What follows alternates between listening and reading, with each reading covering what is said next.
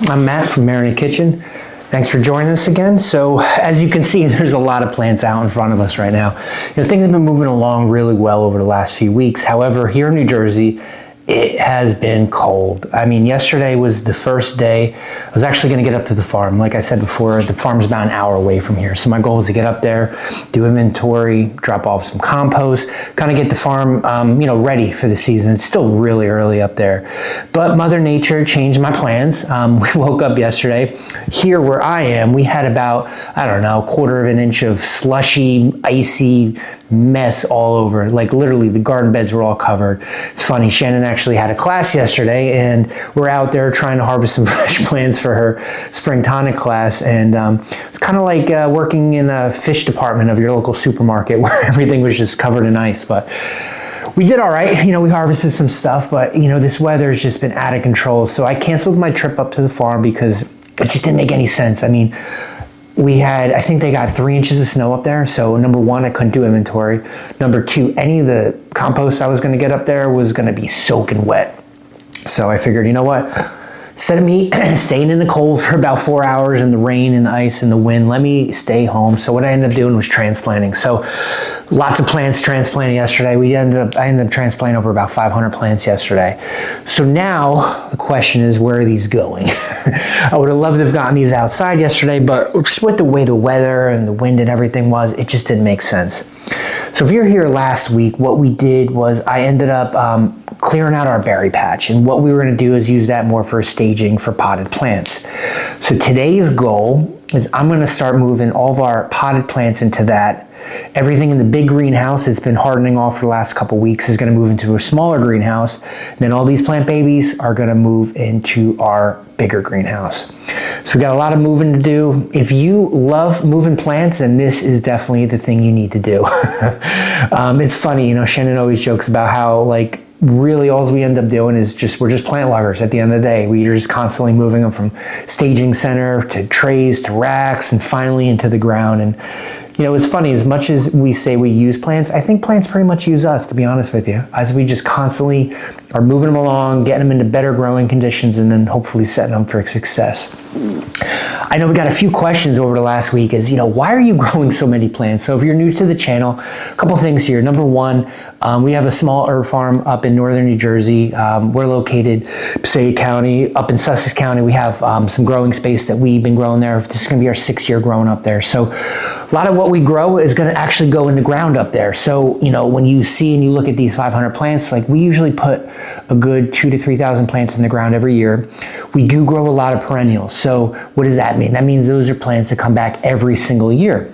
So knowing that we go up there this year, we probably have anywhere between 2,000 to 3,000 plants already planted that we need to see how they did over the winter. Most plants come back year after year. Some things are a little more finicky, so you have to just go up there and see how things looked over the year. So we're growing two things. We're growing a bunch of annuals that we know these are the annuals we want to plant in the ground. For the perennials, we're always adding more to it, right? Either we're filling in where maybe a plant or two died, or the other aspect is we're saying, you know what? We've been really using a lot of this one medicinal plant. Why don't we set up another area to grow more of this plant? Maybe we're removing something that we just don't use as much, and it kind of helps us to grow more things that we've become more accustomed to using over the years. So it's kind of always a tricky time, right, for us, because number one, we don't really know what's coming back. We don't really know what we need. We have an idea, at the end of last season in November, literally I will make an inventory. This is what we have. And I'm always expecting about a 10% loss of some of those perennials. But funny part is you come back the next year and you don't really know what you have. So that's what I was hoping to do yesterday, but I think I'm gonna go up one day this week. Weather is supposed to be a little bit nicer. I think we actually are gonna get into the 60s towards the end of the week this week. Even last week, we had, Wednesday night going into Thursday, I believe it was, temperatures dropped. We were in the 20s here. So I ended up having to bring in, about 40 or 50 trays worth of plants just because I'm a little nervous. You put all this hard work into it. Last thing you want to do is you want to go out there and your plants are brown and they died because you didn't bring them in one night. This, I will be honest, has been one of the trickiest times we've had in April. March, absolutely. I expect this type of weather in March, but in April, we have not had honestly, I would be surprised if we had anything drop below 35 in April over the last few seasons. We really haven't really dealt with too much of this over the time. You know, there are obviously times where things come and go and change, but for the most part, you know, they've been a lot warmer. So first thing is, yeah, number one, these plants are going to most likely end up in our growing space, either up in Sussex County or even here at our home gardens here. So that's the number one reason why we grow so many plants. Second reason is we also offer a medicinal plant sale. So we are opening it up in a couple weeks, the end of April, and it runs through about the end of June until, you know, our plants run out. We offer about 40 different types of medicinal plants, and here's why we do this. When I was growing up as a kid, I would go to garden center after garden center, and what would you see? The same plants over and over again. You know, you'd see your culinary herbs, sage, thyme, rosemary. But what about things like holy basil, shiso? What about plants like marjoram, self-heal, valerian? These are things most of us, especially my area where we are in New Jersey, you do not see these at local garden centers. So you need to buy them online. So what we're doing is we're offering a service for people to actually purchase these medicinal plants from us. We do offer them local, and honestly, the local outreach has been great lately. You know, we have people come in and year after year buying more medicinal plants and just growing their medicinal backyard garden.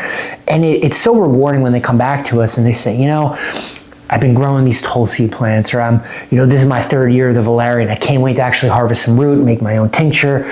Or I've been growing ashwagandha, and I can't wait at the end of the season to harvest it, make my own ashwagandha tincture.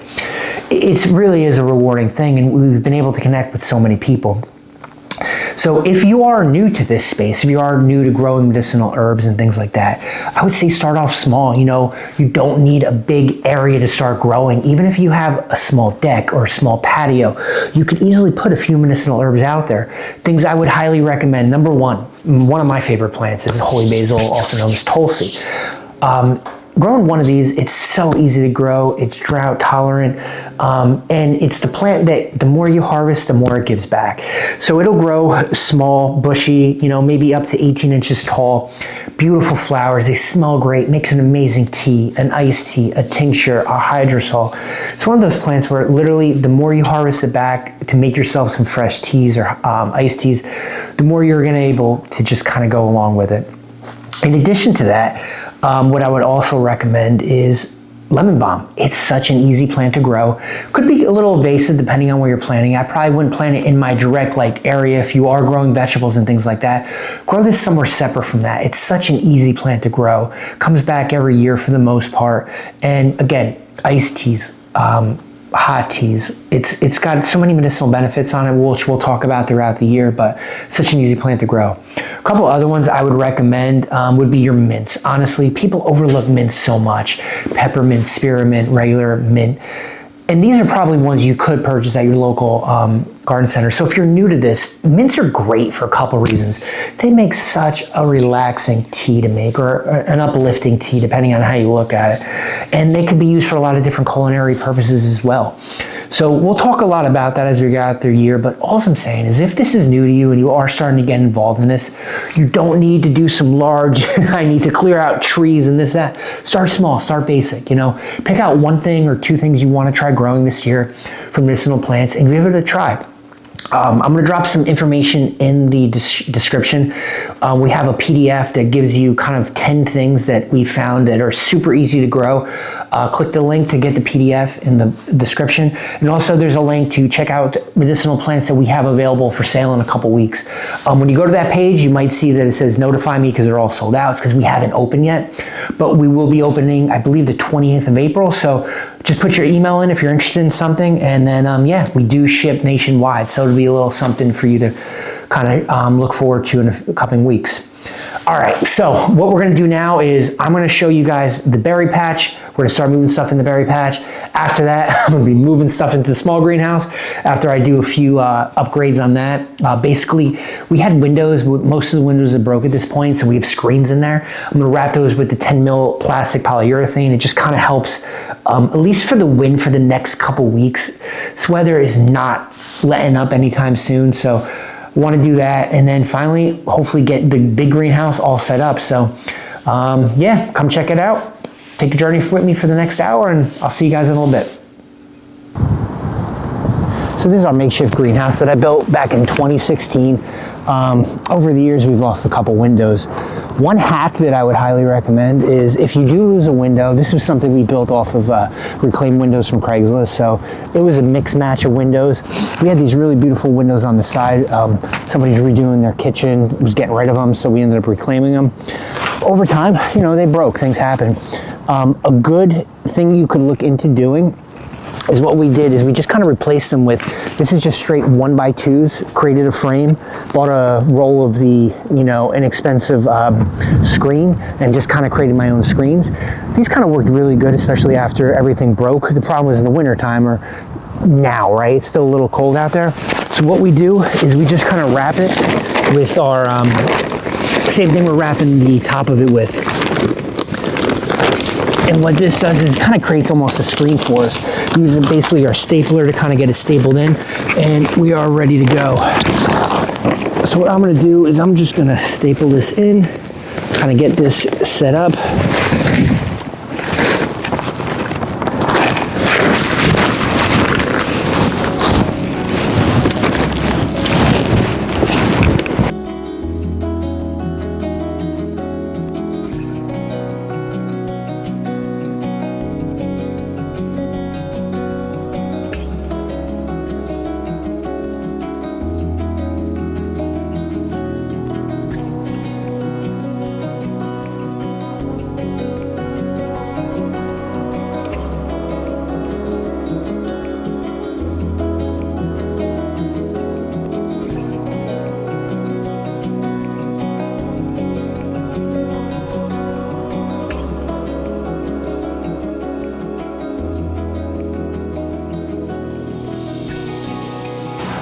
So you can see basically these were all open frame windows with just a screen showing.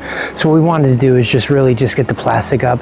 I know you're gonna love my little hack job of how I'm actually holding these windows in there. Totally fine, you know. It's what happens when you get things that are getting a little bit older. We definitely need to do some maintenance on this, but it'll be amazing what this little change will do. Like, I get it, this thing's gonna be cold, but this little change is honestly gonna probably get us a couple degrees warmer because we won't have those crazy winds that are going in there. So even though these plants have been hard enough that we're going to move in here, the whole point is that at least we're not going to have to worry too much about that wind hitting them. Let me just show you quickly what we actually have inside this greenhouse. So what you will see is you're going to see a ton of potted plants, right? We got our valerians, we got a lot of things that we kind of overwintered from last year. Look at these valerians in the back here. These are great. I'm going to be getting these in the ground hopefully in a month or so. And over here, I mean, look at these echinacea. So these plants, obviously really cold hardy perennials. Our whole goal right now is to get these moved out, get these into the new planting. I don't even know what I'm going to call it yet. It used to be our berry patch, but it's no longer our berry patch. So we're going to see what that is. But all right, step 2, get these plants moved out. All right, time to move some plants. So, no real easy way to move plants. You can't stack them on top of each other. You gotta kind of just go with it. I swear, I feel like all I do sometimes is move plants. From warmer places to colder places to higher places, better places with water. It never ends. This is always the tricky part, these couple weeks in April, where you know you need to get plants moving, but the weather is just not cooperating with us. The benefit of moving these outside is we keep getting some rain.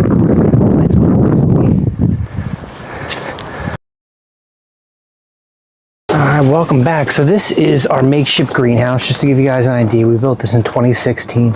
So as you can see, what we did is we created a nice frame with these Anderson windows you'll see on this side, which we got from Craigslist. On the other side, these windows are broken, so we kind of replaced them with kind of a makeshift temporary window, 1x2s, and then we wrapped them in screens, and then in the winter months we'll wrap the top film that we kind of wrap this whole thing out. So for me, a couple things. This is I believe this is 14 by 10 feet big, and this side you'll actually see how we wrapped them. Here's the beauty of this thing. This is not heated. This is really nothing more than an outdoor shed, if you will, that has the plastic film on top. What is the beauty is when it is sunny out here, this thing literally will get up to over 100 degrees. Even 110, it gets really crazy in here. In the winter months like now, I mean, it's 51 outside. Right now it's reading over 60. So as you can see, it does help, you know, when you're breaking that wind chill, when you're giving your plants the ability to just kind of be out of the elements, something like this works well. It gives me about a month on either side of the frost date, especially for hardening off plants. The other benefit of what I like to use this for is more or less in the, you know, the once you get to maybe end of July, August, if you want to do a fall crop, maybe you want to get some greens going, more lettuces, arugulas, kales, things like that. A greenhouse like this kind of gives you the ability to just get some seeds going in here. And plus, it's so much easier if you want to grow bowls of lettuce inside a greenhouse like this.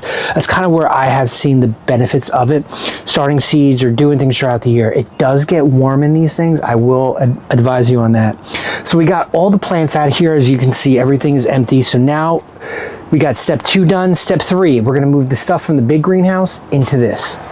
But before we do that, let me check you out and show you how the other berry patch converted plant area is doing. So as you can see, this shelving system is working out really well. It's kind of exceeding expectations at this point. I was kind of messing around with the fact of stacking some of these. If I got another bar set in here and just another piece of wood, I think I could actually get 2 per row, which means even more plants at some point in time. So overall, this is great. I actually filled a lot of this up. Some of the stuff over here, let me show you, kind of looking a little wonky.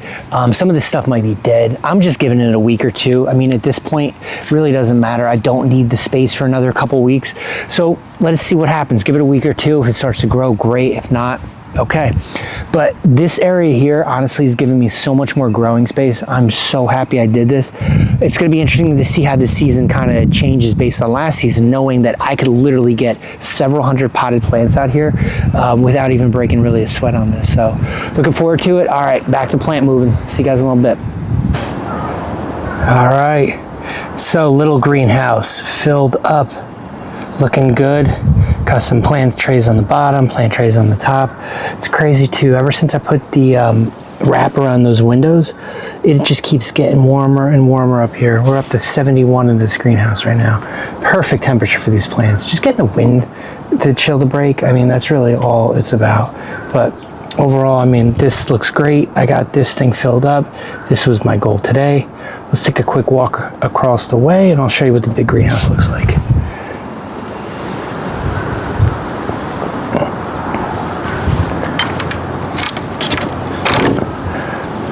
So in this greenhouse, we are also filled up. As you can see, right back to where we were, filled with trays, looking good. We got everything out of the house, so I mean, things are looking good. Got room for another maybe 15 trays now. So next week, a lot more of the same, right? Rinse and repeat. More transplanting, last round of planting probably, and then it's kind of get at it, right? It's just time to really get growing. I mean, we're almost coming into May here. Hopefully we can get some better weather, but overall, thanks for hanging out with me. Don't forget to subscribe and like, and I'll see you guys next week.